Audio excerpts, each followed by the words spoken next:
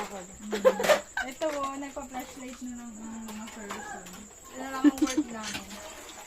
Galing niya magbomba, oh. Kita yung baka naman mukha ko lang yan dyan, di kita inuurungan. Kita.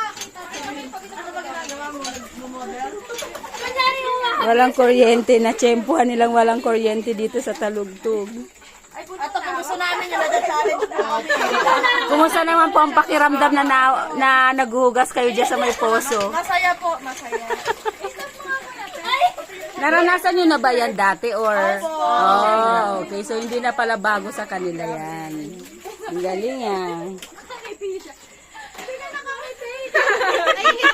Hindi ganyan yun! Nagpakit niya ganito na. So sabi niya, oh boss. Tatawagin kang boss nun.